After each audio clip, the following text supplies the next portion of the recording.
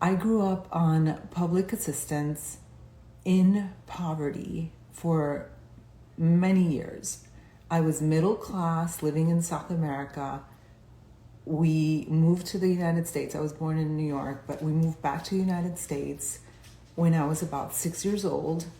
And then we were on food stamps, public assistance, probably till I was 16. And then my mother got a job at a shoe store, a department store. And so we were still in poverty.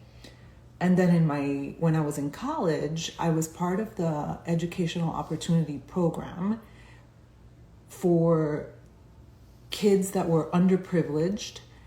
And so I got a full ride. Okay. Fast forward, I got my PhD and I became wealthy, right? So I've made 8 figures in the online space. Ooh. And I've been really sitting with myself, saying and talking to myself, because there's so much noise on the internet. There's so many voices that are saying wealth codes, money, this, do this, law of attraction. And I don't want to add to the noise. I want to add to the conversation beyond the cliche, beyond the stuff that is in the books, that you can Google, that is in the, in the movies. So I asked myself, like, what are the wealth codes that I carry? What is the message on wealth that I carry and that I'm going to share with you today and with anyone who joins my program, Money Magnet? Like, what do I really have to say? And that's the question that I've been sitting with, meditating with, just kind of being with. And yesterday, I was sitting outside with the dogs, and I live in a very wealthy, multi-million-dollar houses neighborhood. And I just felt this peace. And so I want to take you on a journey of my experience, but I'm going to posit that you already know abundance. This is the theory, right? Like, this is my hypothesis. I believe this in my core, that you already know what abundance feels like. Even if you're even if you're poor, even if you're middle class, even if you're making 6 figures and you want to make 7, if you're making 7 and you want to make 8. And so I'm going to take you on a journey, and I don't know if I'm going to get weird, whatever, it doesn't matter. But I closed my eyes and I thought back to the time that I was a child. And the feelings, not the thoughts, but the feelings of being a child in New York City in a tiny 1-bedroom apartment in Queens. And the feeling was of being loved. I loved school. I'm going to bring in the thoughts. The thoughts were often around shame. Shame that we didn't have nice things. Shame that there were beds in the living room. Shame that my last name is ABAD, so it was alphabetically ABA. I got free lunch, and so my number on the free lunch card was like 001 because alphabetically that I was up first in the list, but that made it so that the kids made fun of me that I was super poor. And so all of these things affect children, right? This is the programming. So those are the thoughts and the feelings of shame that I had as a child. But yesterday when I was sitting outside and I was just tapping into the frequency of existence, I'm like, yeah, okay, those feelings existed of shame and all this stuff. But there was also love. And I was like, okay, can I tap into the frequency of abundance? as a child. And I thought about, and I felt into, so I thought about, but I felt into the summertime and how I lived on 40th Street, New York City, Queens, cars passing by, like, little buildings all over the place. They weren't houses. And I spent most of my day playing in the street, playing in the sidewalk, hopscotch, sitting on top of cars, other people's cars, hanging out, playing. And the water hydrant was there, and then some adults or one of the big kids would remove the sprinkler head, and then it would be like a fire hose, which is totally illegal. And we had the best time. We had the best summers. This is making me emotional. That was the frequency of abundance. That's the frequency of abundance. I would collect, we had these little bushes right in front of our apartment, and there were these little ladybugs, and I would collect ladybugs. And we would go to the pool, which was like a super freaking ghetto pool. Like, it was just, we had to take a train and a bus, and I'll do all this stuff to get to the pool, and oftentimes I didn't have $1 or $2 to buy like French fries, and I saw the other poor kids eating the French fries, right? So what I'm saying is that I existed, like we all exist, in the state of duality where it all exists. The abundance, and then the things that don't feel so abundant. And when I think of the holidays, when, my uncle, when he was alive, and his wife, and my cousin Christian would come over. And so there was, and as I'm looking, there's two beautiful birds there. There was all this abundance in the midst of poverty. And so my life wasn't horrible. Yes, I was poor. Yes, I felt feelings of shame. But there was also so much love. There was also so much fun. There was also so much abundance. And so this is an invitation for you to look at your own life and your own childhood. That, even if things were less than ideal, were there circumstances and moments of where you can tap into the frequency of love and abundance. Okay, now as it relates to money, I'm still in the feeling, right? I'm still tapping into the feeling of just the frequency that existed when I was a child. And what I can tell you is that, I'm living in duality like we all do. There's abundance, and then there's also things that don't feel like abundance. So if I bring in money to this conversation, there was a lack. So what is money? Money is just a currency. Money, you buy things with money. And so at the level of poverty, there was a lack of having. So we had enough for what we needed. And I was on government support. When it came to money, it was about not having things for extra, but also, this is where it gets really good, the lack of money was about not having opportunities and having to put up with certain things that were a real pain in the butt. So living in these very crowded apartments, right, where there was a lack of respect for like personal space, people putting their speakers and blaring their music, sometimes we had a man that was living we lived on the third floor. There was like a man that decided to live upstairs in the roof. So there was definitely not having and not opportunities, but the abundance was there in many ways.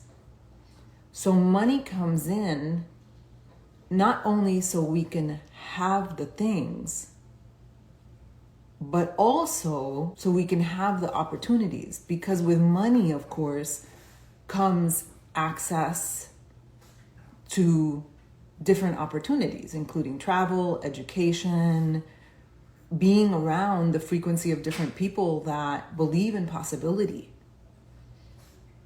I remember, this is just a few years ago, I was already extremely successful. I was making 7 figures, and I was going to an event about hope and like action and all this stuff.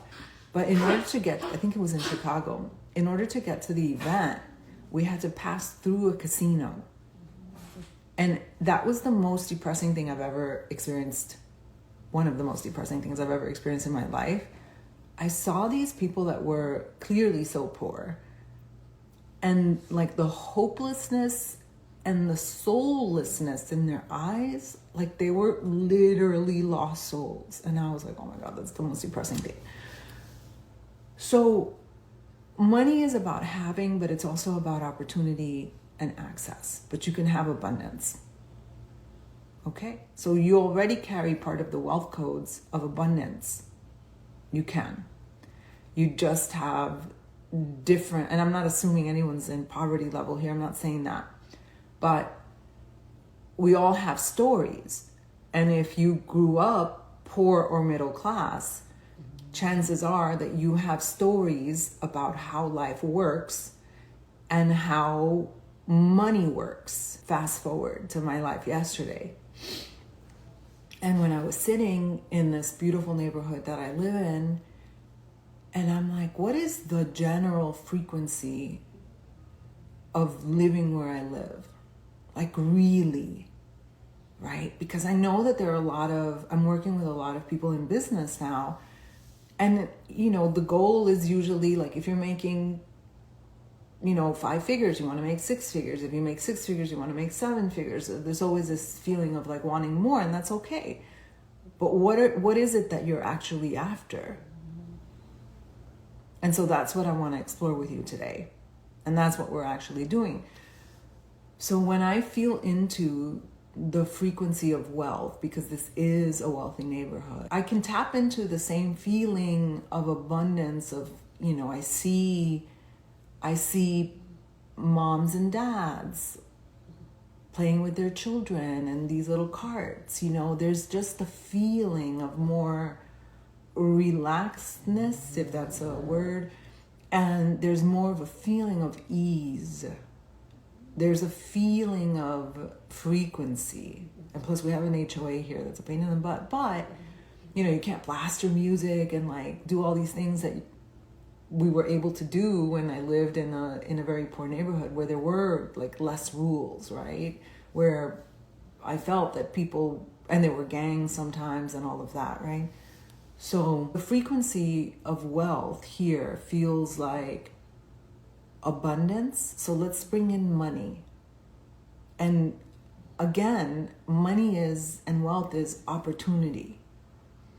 So when we have Christmas, when we have Thanksgiving, when we have Easter, whenever there's Halloween, the community here goes all out, not in any extravagant way, right? In a way that is commensurate with what they're able to do.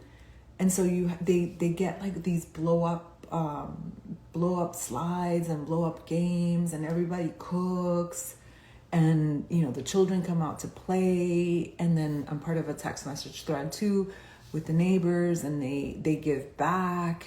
I see people traveling. I see children riding motorized vehicles, And so I would say that with wealth, there is more ease, and there's absolutely more access to opportunities. And with these opportunities, you have access to better jobs. You have access to beautiful experiences for yourself, for your children. You have access to travel. And that said, we're all human. A mother has lost her child being poor. A mother has lost her child, being rich. So what's the difference?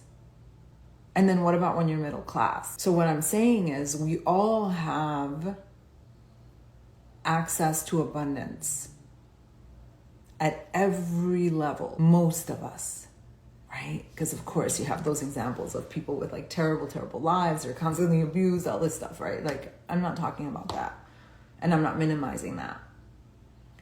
But we all have access to abundance. So what's the difference? The difference is the programming. the programming, meaning the stories and the map that we have of the world, is different when you haven't experienced wealth.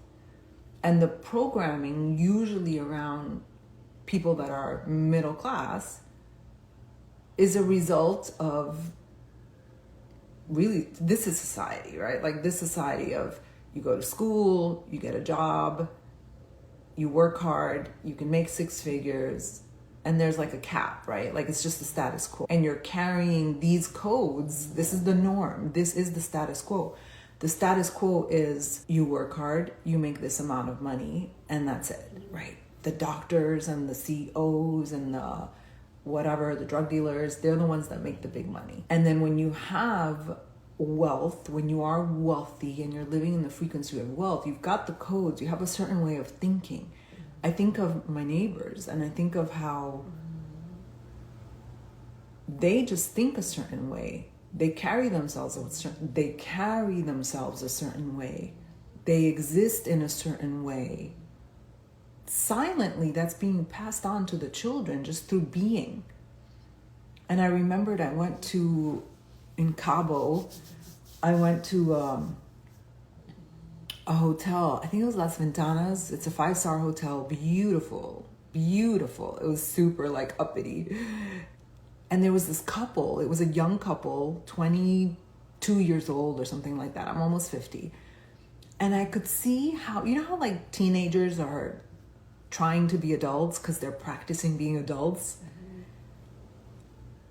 There were these two 20-something, very young, 22 years old couple or so. And I could feel that they were adulting as rich people.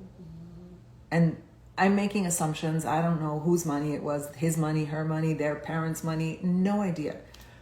But what's so clear to me was the feeling that they carried the codes and that they were adulting, but they knew the codes. They were just like, your children know the codes. If you have children, or just with yourself, like you're carrying codes that you've been taught and maybe you've never examined. And so where to go from here? If you desire more money, if you desire wealth creation,